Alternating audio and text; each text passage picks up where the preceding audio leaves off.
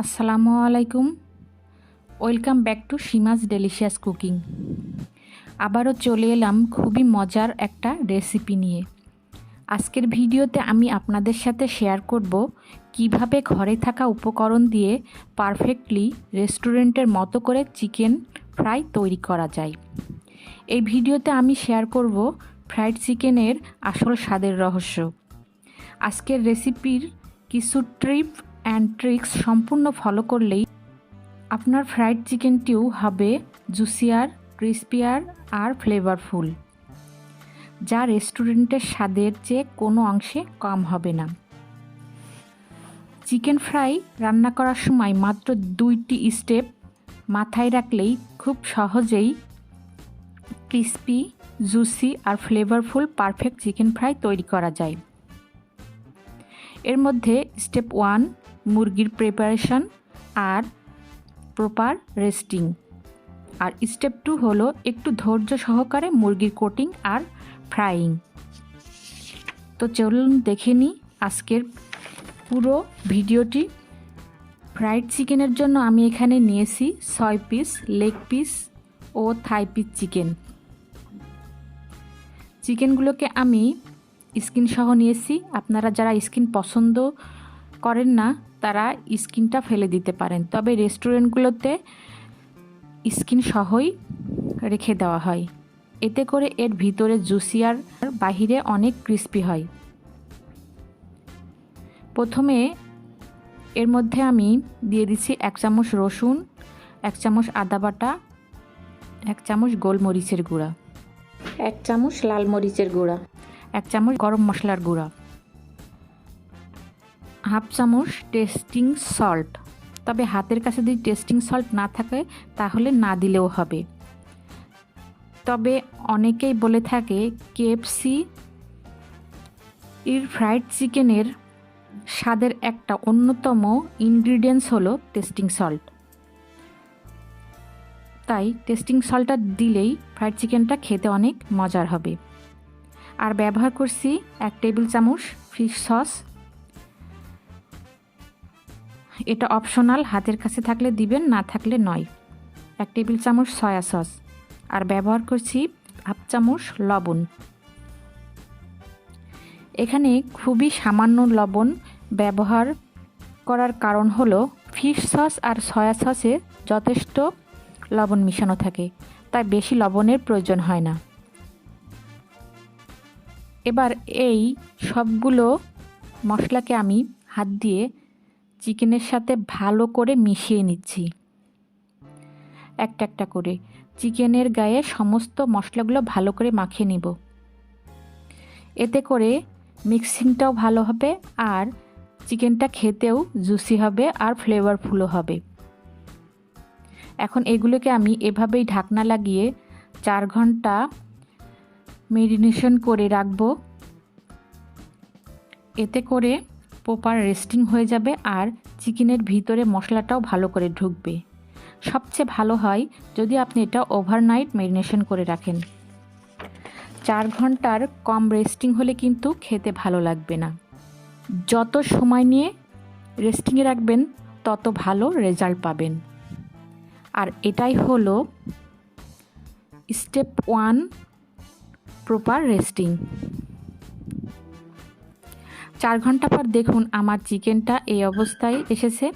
এবার চলে যাচ্ছি দ্বিতীয় স্টেপে। এই স্টেপটাও কিন্তু খুবই ইম্পর্টেন্ট, কোনোভাবে মিস করা যাবে না। খুব ভালো করে মনোযোগ সহকারে দেখুন। দ্বিতীয় স্টেপ হচ্ছে চিকেন কোটিংয়ের জন্য আমি নিয়েছি 3 কাপ ময়দা। আর এই 3 কাপ ময়দা থেকে আমি 3 টেবিল চামচ ময়দা উঠিয়ে রাখছি। আর এর সাথে যোগ করছি 3 টেবিল চামচ কর্নফ্লাওয়ার।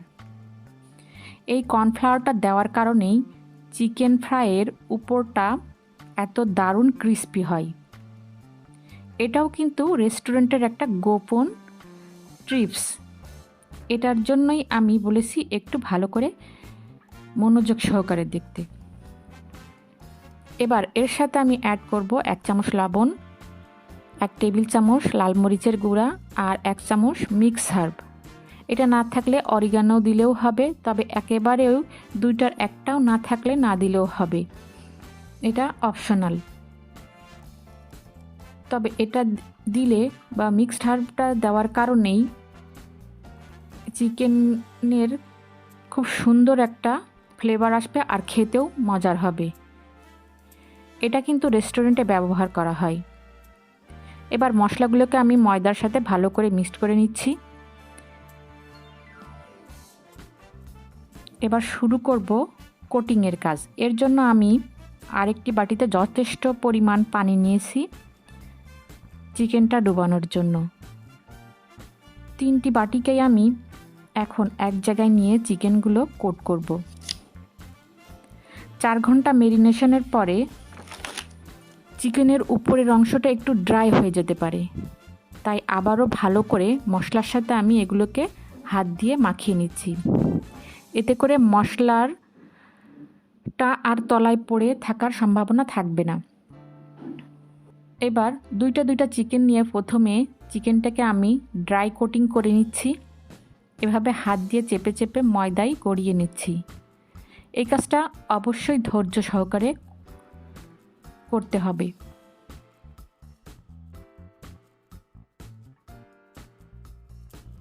এবার প্রথম দুইটাকে আমি পানির মধ্যে ভিজিয়ে রাখছি, আর এই 2 মিনিটের মধ্যে আবারও 2টা চিকেনকে ময়দায় ড্রাই কোটিং করে নিচ্ছি।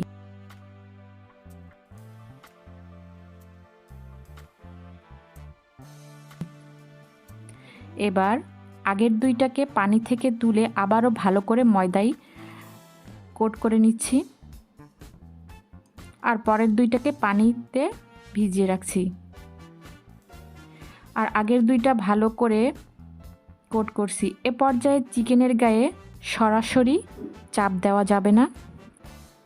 দেখুন আমি কিভাবে করছি। আমি কিন্তু হাতের মুঠোর মধ্যে ময়দা নিয়ে চিকেনটা ঘুরিয়ে ঘুরিয়ে কোট করছি। বিভিন্ন অ্যাঙ্গেলে খুব ভালো করে সময় নিয়ে এটা কোট করতে হবে। খুব ভালো কোটিংয়ের জন্য আমি আগের 2টা চিকেনটাকে আবারও পানিতে ভিজিয়ে নিচ্ছি। এভাবে আমি মোট 2বার পানিতে ভিজিয়ে আবারও খুবই ভালো করে কোট করছি। ফাইনালি কোটিং করে নিয়েছি। শেষ পর্যায়ে খুব হালকা হাতে ময়দার কোট করে এভাবে একটু ঝাঁকিয়ে নিয়ে ঝাড়া দিয়ে নিতে হবে। এতে করে চিকেনের গায়ে যে এক্সট্রা ময়দাটা লেগে থাকবে সেটা ঝরে পড়বে, আর কোটিংটার পারফেক্ট হয়েছে কি না তা বোঝা যাবে। দেখুন এর থেকে বেশি কোটিং করার প্রয়োজন হবে না। মোট 2বার কোটিং করার পর আমার এই রকম কোটিংয়ে এসেছে। কোটিং করার পর রেখে দেওয়া যাবে না, সাথে সাথেই তেলে ভেজে নিতে হবে। আমি একসাথে 4টি কোট করেছি। দেখুন কি সুন্দর পারফেক্ট কোটিং হয়েছে। এই কাজটা যদি একটু ধৈর্য সহকারে আর একটু ঘুরিয়ে ফিরিয়ে আমার মতো করেন, তাহলে চিকেন ফ্রাই করার পরে পারফেক্ট ক্রিস্পিনেস ভাবটা আসবে। এবার চলে যাব ভাজতে। চুলায় প্যানে আমি যথেষ্ট পরিমাণ তেল হাই হিটে গরম করে নিয়েছি। এবার চুলার জালটা মিডিয়াম আর লোতে রেখে চিকেনগুলোকে ডুবো তেলে ভেজে নিব। প্যানে এমনভাবে তেল দিতে হবে যাতে চিকেনগুলো পুরোটা তেলে ডুবে যায়। এভাবে একসাথে আমি 4টি করে চিকেন একসাথে ফ্রাই করব, আর ফ্রাইংয়ে আমার টাইম লাগবে মাত্র 15 মিনিট। এর মাঝখানে একটু উল্টে পাল্টে দিতে হবে। এ পর্যায়ে এক পাশটা শক্ত হয়ে উঠলে উল্টে দিতে হবে, তা না হলে কোটিংটা খুলে যেতে পারে।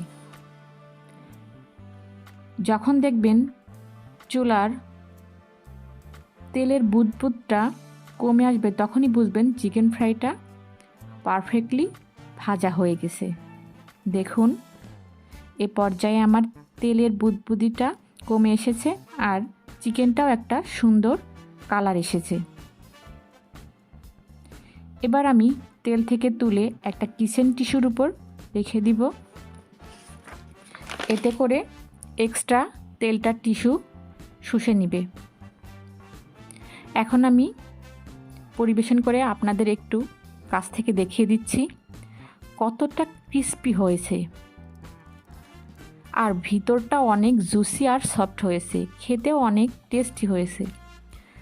আজকের রেসিপিটা সম্পূর্ণ ফলো করলে আর টিপসগুলো মাথায় রাখলে আপনারাও আমার মতো পারফেক্ট ক্রিস্পি আর জুসি চিকেন ফ্রাই নিজেরাই বাসায় তৈরি করতে পারবেন।